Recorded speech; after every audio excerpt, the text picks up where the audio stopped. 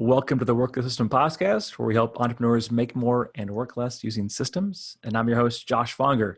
And today we have a special guest. We have David Baker. David is an author, speaker, and advisor to entrepreneurial creatives worldwide. He has written 5 books, advised 500 plus firms, and keynoted conferences in over 30 countries. His work has been featured in the New York Times, where he was referred to as the expert's expert. He co-hosts the most listened to podcast in the creative services field, Two Bops. All right, David, welcome to the show. Thank you. What an interesting way to start. Help people make more money and work less. Have you ever met somebody who hates that notion? It's a pretty broad appeal. Yes, but the way to do it, that is the trick, right? Yeah, right. Well, David, why don't you tell us your backstory? How did you become, write all these books and be in all these different countries, keynoting? What's your history? So I grew up overseas, actually. My parents were medical missionaries, oddly enough. So I grew up with them in a tribe of Mayan Indians way up in the highlands of Guatemala. We didn't have electricity or running water. And I came to the U.S. to live for the first time when I was 18. It was quite a cultural shock. Finished school and grad school, and then halfway through a 5-year grad school program, I was taking a self-assessment and thinking to myself, you know what, this kind of bores me. I'm not that interested in what I'm studying to be. And so I went ahead and finished the program, but decided to take things in a different direction for myself. So I did something that a lot of people do. They have this entrepreneurial seizure, as Michael Gerber would say, and started a business and discovered it wasn't quite as easy as I thought it would be. I did that for 6 years, and it was just an ad agency in northern Indiana. And then through a strange set of circumstances, I began to advise my peers, so the other people who own creative firms. And so that took over my life really quickly. So for the last 26 or so years, next month, I guess it is, I've been doing that. So I speak and write and advise principles of creative digital marketing firms, and it's been a fantastic life. I'm so grateful for the opportunities that I've had. So that's a thumbnail story of how I got here. So that's quite a story. What an amazing start! 18 years with Mayan Indians. That's wow. Well, that's unique. Well, probably give you a very different perspective. Well, let me ask you. So with that, first 18 years, those formative years, has that given you some kind of unique edge or perspective on life or business that people just can't get otherwise? Oh, yeah. I'm so glad you asked that question, because it's had such a formative influence on me. Thinking about, I'll frequently hear advice that comes around in the developed world, and especially in the U.S., and I'll immediately think, does that apply to all the world or just to us? In other words, are we assuming that the whole world is like us? Here's an example of that. You should do what you love, and then success will follow. And it's like a bumper sticker in our world, and I just don't think it's true. There's a lot of people just simply don't have the right or the ability to do just what they love. They're doing what they need to do to exist. And so, I don't know, from that it's led to some deeper gratitude for the opportunities that I do have, because as it turns out, I am doing what I'm loving, but I don't feel like that's a right. I feel like it's just something that's a part of my life, and I'm grateful for it. Just thinking about opportunity and poverty and health and happiness, and how those are not wound up together, it's had a huge impact on me for sure. Wow. Yeah, I think that's a great point. And since I do work with a lot of consultants and coaches, sometimes they do have this belief that if they love it, that it's going to make them money. Yeah. You shouldn't necessarily follow your passions. Actually, you should try to be. I guess you need to bring value, would be a better way to put it. If you're bringing value to someone and they have the ability to pay for it, then that would make more sense maybe than. Yeah. It just doesn't fit on a bumper sticker. That's why it doesn't work, right? But I think you're exactly right. How many people love biking, decide they're going to open a bike shop, and then they discover, oh my God, I'm here 10, 12 hours a day, 7 days a week, and I don't have time to ride bikes anymore. Who decided this was a good idea, right? Uh, I think you're listening to my brain. I've got a biker client just like that. He's owned a bike shop, and now he's like, how do I get rid of this thing? So, Yeah. Oh, goodness. let me ask you about your book. I'm holding your newest book in my hands right now. Very well done, and I'm excited to dig into it. I just started opening it, The Business of Expertise. Why don't you tell us a little bit about the inspiration to write this book and what it shares? Yeah, I really blew that, just to be honest with you. I sat down to work on this book and I'd already outlined it. So I'd gotten to the fun part, which is the writing of it, and I'm at our cabin and I'm writing away. I'm about a week and a half into it. And the intent was to write a big reference volume about how to do this, how to be an expert from beginning to end. And I was just boring myself, and I just couldn't even imagine how somebody reading it would have felt. So I decided to take a different perspective and just shorten it way down to about a third of the original length that I had planned, and turn it into more of a manifesto arguing for the role of experts in our lives and how the world has changed, especially in the last 2 decades, so that experts can have that opportunity to not only make a difference for people, their clients, but also earn a really decent living for themselves. And so it's really a defense of expertise. And then once you buy that argument that expertise is good, the book talks about how to develop that, how to position that, how to act like an expert, how to make money from it, how to avoid some of the traps that we make when we think about how to narrow our expertise, because we make a lot of those mistakes. So that's really how the book developed and was shaped. And in the end, I was really happy that I kind of had to give myself a dope slap and take it in a different direction. Well, this is a really important book for a lot of my clients because they have certain expertise, and a lot of times they feel like they're spreading themselves too wide, too thin. And I know you've got a big background in digital marketing companies and advertising companies. So I will ask you about that because I have clients where they've grown through their client's needs. So their client might come to them for, let's just say, Facebook ads, but then the client will say, can I also get something on YouTube? And by the way, I'd like some content. And by the way, can you write a sales page? And, and they say yes, and they grow and they expand. And then all of a sudden they have kind of built themselves a monster. And so becoming an expert, how do you go from maybe like that situation? What kind of advice would you give? Yes, so you start by often saying yes to a lot of things, and that's how you learn, it's how you stretch yourself, it's how you experiment with different areas in the marketplace. But if that's as far as it goes, then you end up being defined, your makeup as an expert is defined by whatever people are asking your help with. And many of them are asking for your help because they trust you, not because they necessarily believe that you can do great work. They just don't want to go find another expert. So they have nothing to lose. They ask you to expand your expertise and help them. And that's a natural part of this process. But at some point, you do have to flip that switch and begin to say no to all of the opportunities or to most of the opportunities that you have, and start to dig much deeper so that you can distance yourself from the other experts in that field by seeing those patterns and monetizing that. A simpler way to think about this is a situation where, so using your example, you have a client, you have a good relationship with them, they ask you to do something else for them. And you think, why not? This is a chance for me to make more money. But the question that you have to ask yourself is, will the rest of my clients also want to buy this same service for me? Because as you add service offerings to your menu as an expert, you should only be adding those things that most of your clients will want to buy from you most of the time, and this is the asterisk, and for which they're willing to pay a price premium. It's not that difficult to stay busy as an expert. What's much more difficult is to be able to charge a slight price premium because your offerings are really unique from others. Not just the offering itself, but the combination of offerings.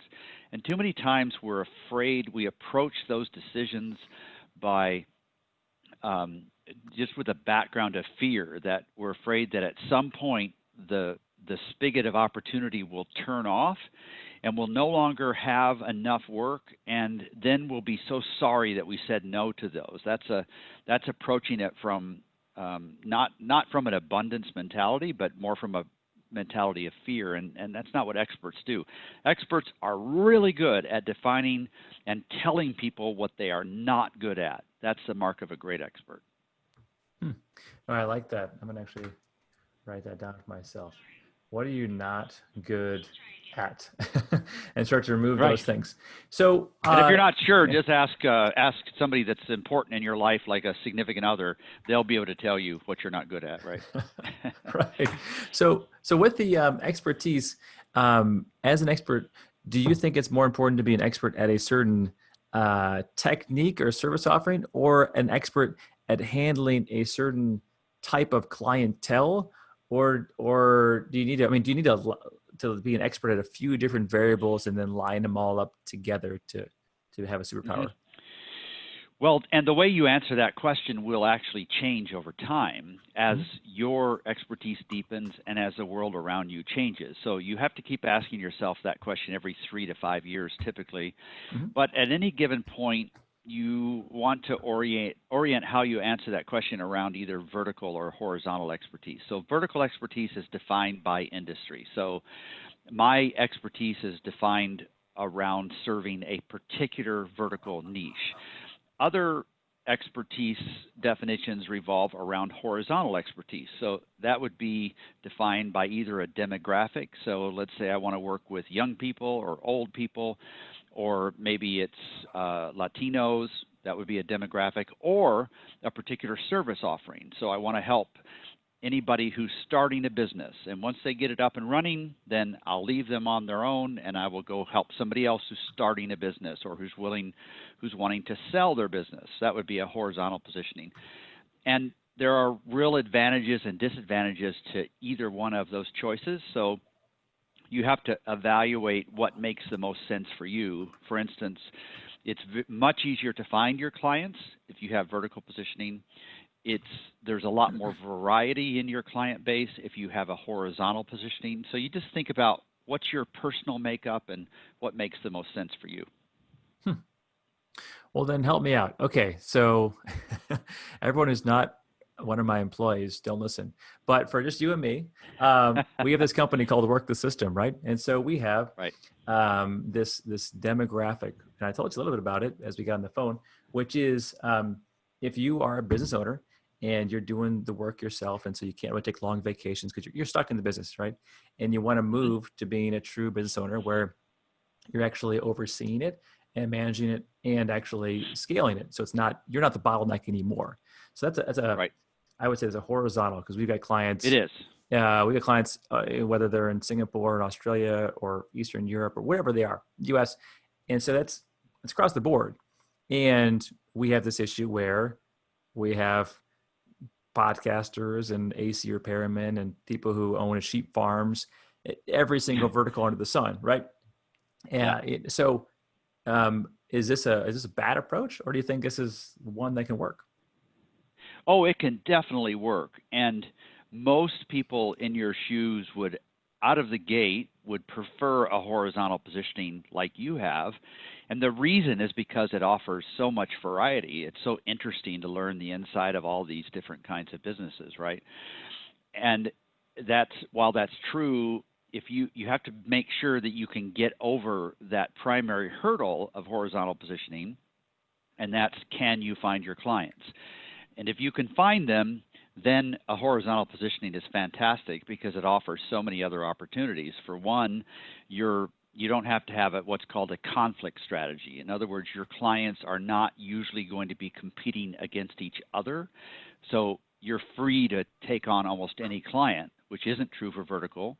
Another advantage is you're a little bit more immune to an economic downturn because your clients are from so many different industries. So it's not a recipe for failure at all. As long as you can find enough clients, find enough opportunity, then horizontal positioning is a great choice. Okay, but you brought up some of the initial concerns when we first started our business was, gosh, we've worked with 2 insurance salespeople. Should we work on insurance companies? Or wait, now we've worked with Yeah. 4 different realtors. Should we do realtors? And it was like, well, maybe we'll just stay in this horizontal. And I think we've kind of gotten over the the hump there. But that is very interesting. So, in what cases would you advise somebody to do the opposite? And I'll give you a little scenario. So I have a client who is a digital marketer, and he had kind of worked with everybody, but then all of a sudden he got a client who does semi-truck repairs, semi-truck mechanics, if you can believe that. Mm-hmm. And then that person told 5 of his friends who also were semi-truck mechanics. And now he has 40 clients that are all semi-truck mechanics. And now he's a keynote speaker for semi-truck mechanics. And now all of his clients are on this one vertical. And it's great, but then it's also concern, right? What if they all of a sudden don't like him anymore? And he's like, well, all my experiences in one place. I mean, should he diversify or should he just stay in one vertical? He should stay in one vertical without hesitation. I can say that. And Okay. The fact that he has such a large audience and he knows so much about that space, even if there were a downturn, the downturn is likely just to knock out his competitors and kick their legs out from under them, and he'll still be left standing.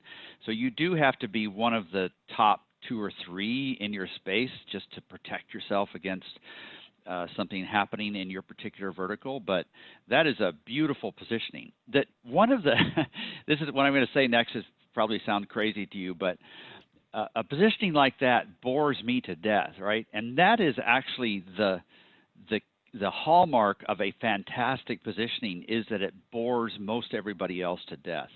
And that's great. It's fantastic because it's an exercise in irrelevancy.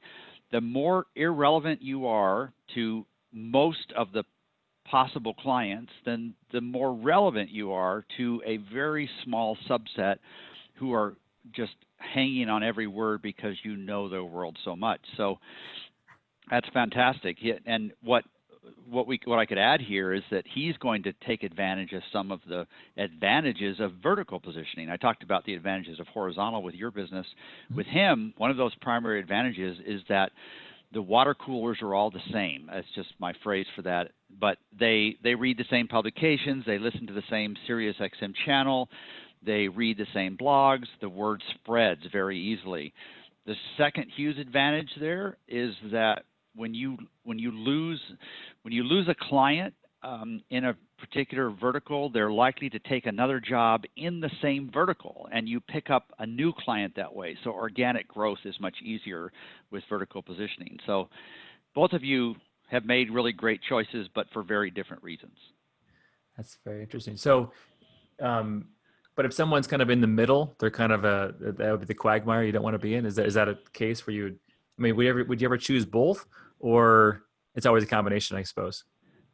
Well, sometimes you do choose both. So using you as an example, you may, years down the road, you may discover you're at a company-wide meeting with all your team, and you say, you know what? We have noticed that we are getting so much better traction and results with X. And you might say, okay, let's slowly pivot, work the system to work with just X, because we've had such opportunities there, and there is plenty of opportunity out there for us. Or you might create a sub-brand that says, work the system for this particular vertical.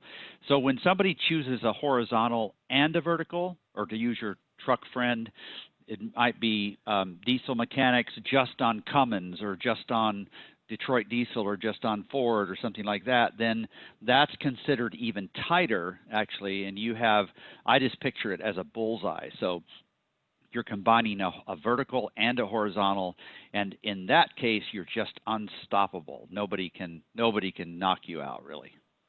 So what advantages come with kind of getting this bullseye, or as close as you can? What do you get for doing that? two things primarily. One is that you're going to make more money, your expertise is more highly valued. But I think the other one, the second one, is more important, and that's that you will be in a position to be so much more effective for your clients. So when I have a conversation with a prospect that's right in my sweet spot, they'll frequently tell me that they feel like I have a camera in their office. I know their world so well. I'm sure you experience the same thing. You can, in fact, I was reading through what makes an ideal client for you for Work the System, and I was just struck at how well you know your prospective client. And that's the primary benefit of focus, is just how much more effective you can be because you understand your client's world so much more carefully. So it's not just purely selfish. You want to get this bullseye just so you can be more effective. It's a win-win. And there are other benefits too. I mean, it's so much easier to market to them, find new clients and all that stuff. But yeah, the two primary ones are greater effectiveness and making more money for yourself. So are there any tests you can take to prove to yourself that you're making the right choice? Because this is a difficult choice for people to cut away some of their business. And are there any kind of, I don't know, is there anything they should do to help them make this choice? Yes, there is actually. And it is terrifying. The notion of closing off some doors is particularly terrifying to Americans because we live in the land of opportunity, right? So we have a particularly unique view of how we want just boundless opportunity around us. Yeah, there are. So when you think about positioning, there are a bunch of tests, but the first one that you always start at is the size of your addressable market and the size of your competitive space. So in the professional services space, and this would be a little bit different for your listeners who aren't in this space, but you're looking for a positioning where you can find at least 10 competitors.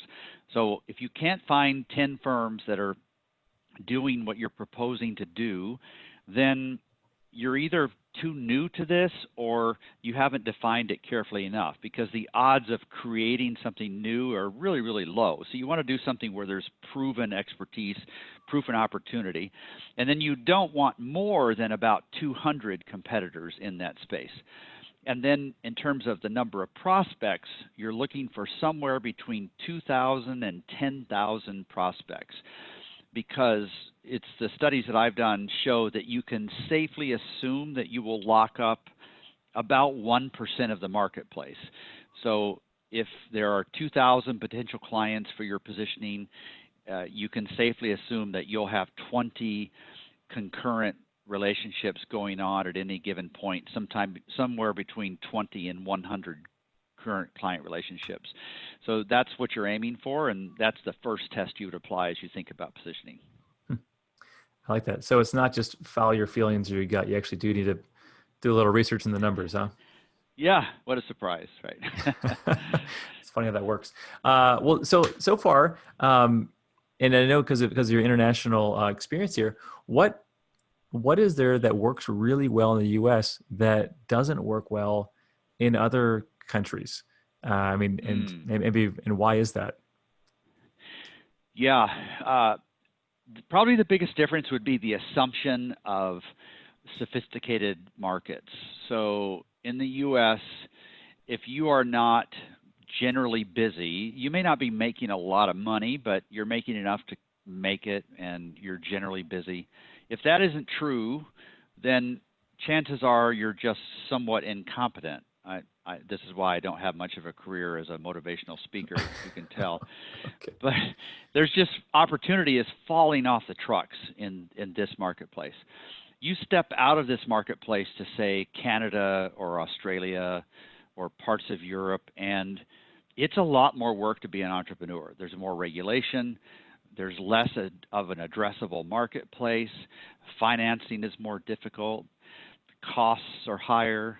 So it's quite a challenge. So you have to understand these different marketplaces. And then you go one step further and you think about developing countries, say Colombia or Chile or there's examples all over East Asia as well. And it's even more of a challenge. So it's important to understand. I've worked in 30 different countries and visited 44 of them, and I have to really adapt what I'm doing, my expectations around performance and how much opportunity there is. Yeah, it's very different.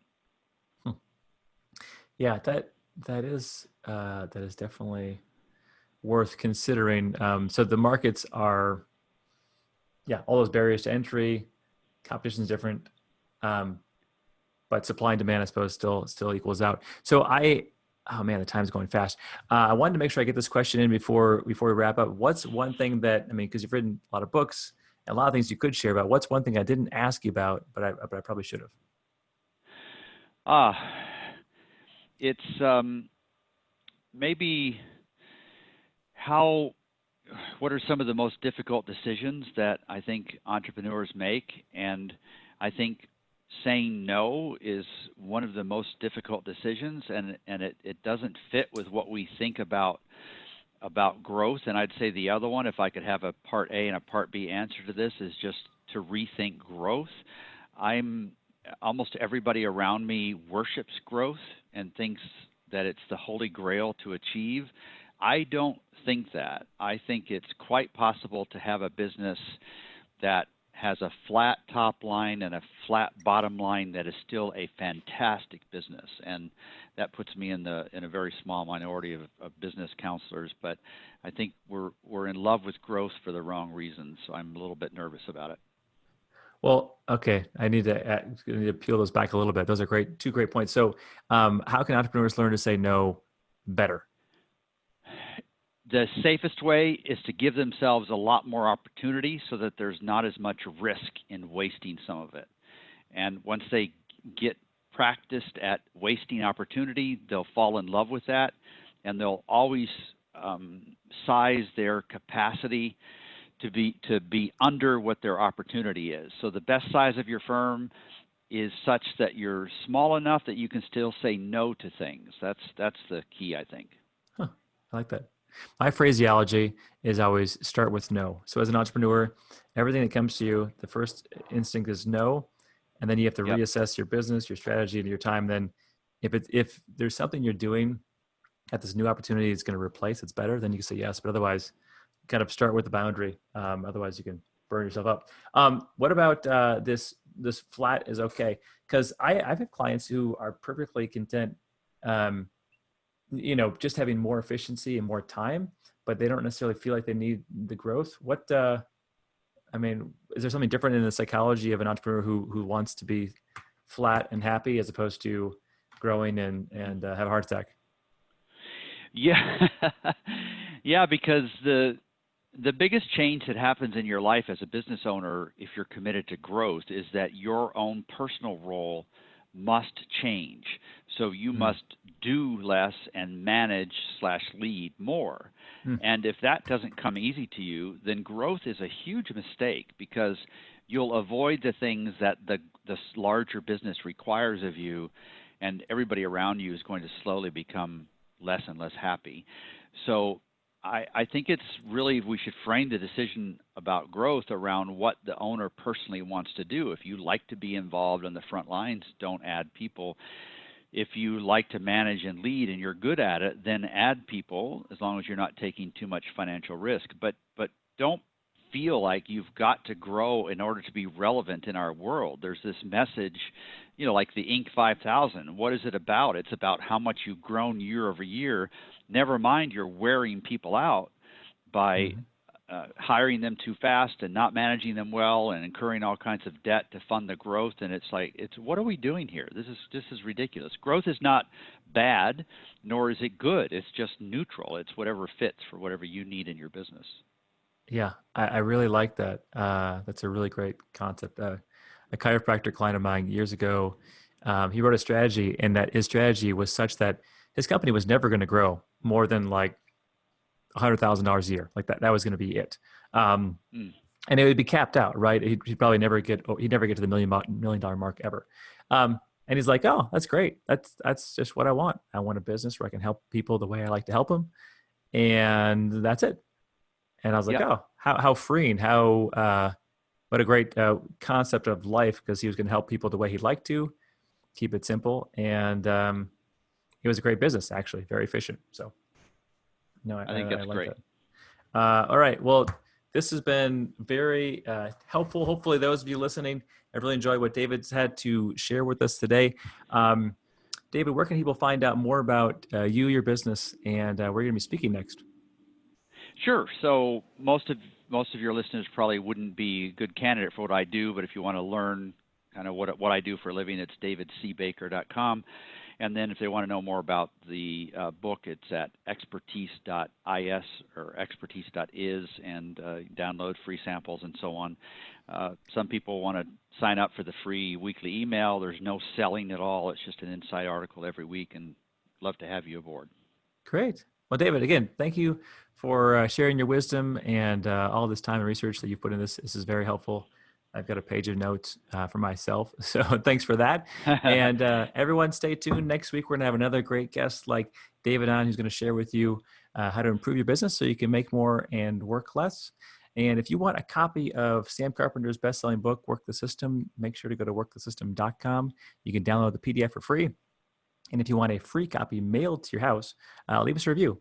Wherever you're watching this or seeing this, listening to this, leave us a review. Take a screenshot and email it to info@workthesystem.com. And we will be drawing one name out of a hat a week, and you could be the lucky winner. All right. Thanks again, everybody.